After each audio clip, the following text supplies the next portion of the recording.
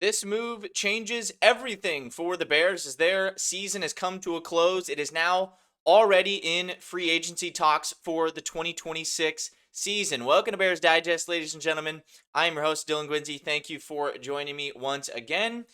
We are now out of the season. It feels like forever ago now that they played their last game.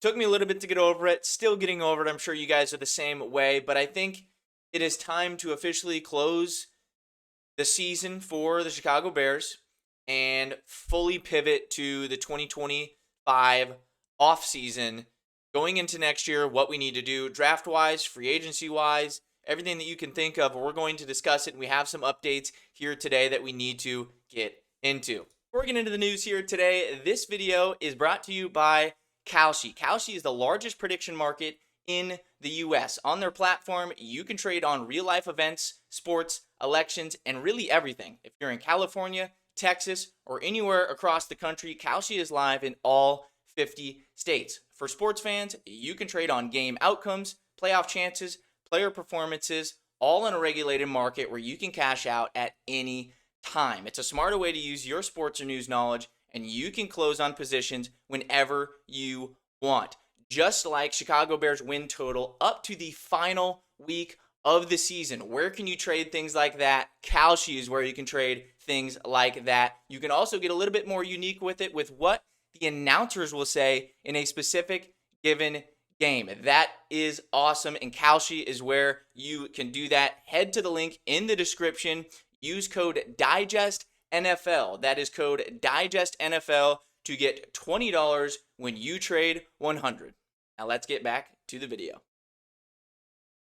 The Bears are in a little bit of a cap hole going into free agency and the offseason, but that can be changed very quickly. There is very little dead cap for this team, and Ryan Poles has done a great job with the cap numbers over the year. He hasn't done the greatest job with contracts and shelling those out, which is why they're lower, but there's a lot of restructures and different things that can be done to give the Bears more flexibility and money going into free agency and the draft and everything like that to afford players that we need at big holes, which we're going to talk about over the coming weeks, as well as, any big trades or anything that they want to do. And of course, we have a move here today that was brought to us by PFF and everything like that. So stay tuned. We're going to get into those details.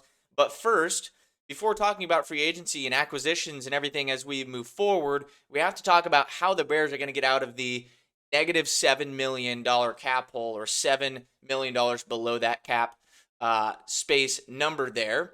So we got to talk about how that can be done. Here's just a couple of ways that can be done. Some controversial, some not. The first thing is DJ Moore's contract. The 2026 salary is already fully guaranteed for DJ Moore. Processing a simple salary conversion, no void years, can free up $17.4 million.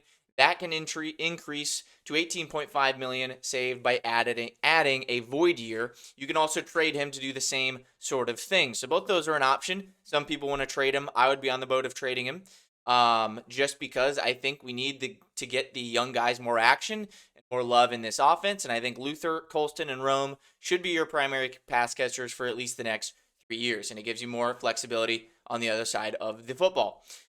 Joe Thuney's 2026 salary number is fully guaranteed as well. Converting most of that into a bonus can free up $7 million. Those savings can increase to almost $12 million with the use of void years. So Joe Thuney is obviously one of the best guards in the entire National Football League. So I don't think that should be an issue converting any of his salary, because he's going to be here for your future. Grady Jarrett, the same thing. 2026 salary is guaranteed. Converting that to most of bonus frees up $7 million cap, and that figure increases to almost $11 million with void years.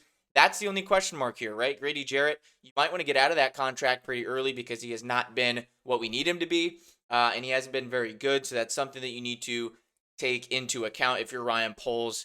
You don't want to add void years to that if you are planning on getting rid of said player. So with freeing up that cap space,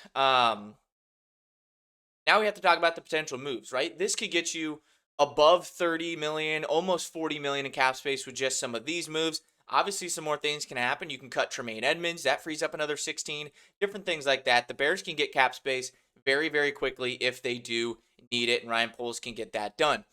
But PFF just released yesterday that the Bears are a perfect fit for an elite free agent pass rusher in 2026, and that is Trey Hendrickson. We've talked about Trey quite a bit. We've talked about him last offseason and, right before the season, potential trades that could come about and things like that to bolster this pass rush because everybody that has a brain knew that the pass rush was going to be bad for the Bears, and it was, and that was a downfall of their season. Everybody knew it. It's not a surprise. Surprisingly, Ryan Poles didn't know it, and he didn't make any moves, which is unfortunate. But now he has the opportunity to do so, and Trey Hendrickson would be a perfect logical fit. So let's get right into those details.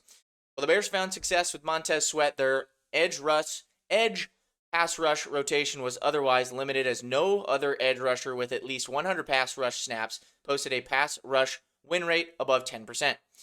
PFF's Mason Cameron wrote, ultimately, Chicago finished just 29th in pressure rate, 31% during the regular season, highlighting the need for a game-breaking presence off the edge. Reuniting Hendrickson with his former defensive coordinator, Dennis Allen, makes sense. Of course that makes sense. Dennis Allen had coached him in New Orleans. One of the most intriguing aspects of PFF's projection is the reunion between Hendrickson and Dennis Allen. Dennis coached him early in his career for the New Orleans Saints, and familiarity like that matters when teams decide to spend big money on free agent additions. Plus, Allen's scheme, one that emphasizes isolated pass rush opportunities, pairs well with Hendrickson's skill set. So we've seen that Dennis Allen loves the, his prototype guys or guys that he's coached before, guys that have that experience. And also when you're signing free agents, you want guys that will buy into, what you're selling and what your culture is. Guys are going to come in there and they're not going to cause problems to a culture that is already established. So Dennis Allen, of all people, will know if Trey Hendrickson is that guy. And I think he thinks he is that guy as well. And I think Trey Hendrickson would be a perfect fit. Now, talking about affordability and how we can get Trey Hendrickson in there, as opposed to trading for a Max Crosby or drafting a guy, you have to weigh the pros and cons of that, right? If you were to go out and you trade for Max Crosby, you're giving up a significant amount of draft capital, and you're also paying a little bit more than what this figure is, the projected salary for Trey Hendrickson at $25 million. You're paying a little bit more than that for Max Crosby and giving up draft capital. With Trey Hendrickson, you're just paying this figure, and it comes out to about 2 years for $50 million for a top-end edge rusher. That is perfectly normal. That is what Montez Sweat is getting paid. At the same time, investing that much in the edge room is, something that you have to think about as well.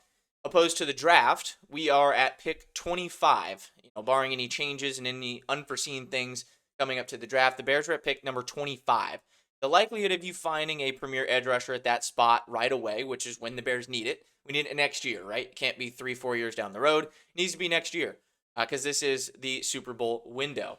The likelihood of finding that at pick 25 it's very slim, right? It hardly ever happens. It does happen, but it hardly ever happens, right?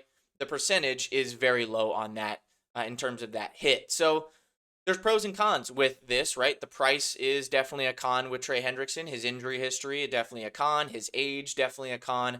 But I think he is still a top 10 edge rusher in this league when healthy. And if you pair him around some other guys and a scheme that fits him the best, I think it'd be a great move for the Chicago Bears. So Trey Hendrickson, a possibility. Let me know what you guys think down below of this move. We're going to be getting into all of the free agency details, all of the numbers, all of the rumors as we progress into February, as we had the combine coming up, and then free agency is right after that on March 5th. So Trey Hendrickson could potentially be a Bear. I think it was a great fit. I think it would be a good move for the Bears to bolster this defense. Again, let me know what you guys think down below. Always like hearing from you guys. And we're going to be here with the coverage as these weeks, months go by, all throughout the offseason. We are not going anywhere. So thank you guys for joining Bears Digest once again.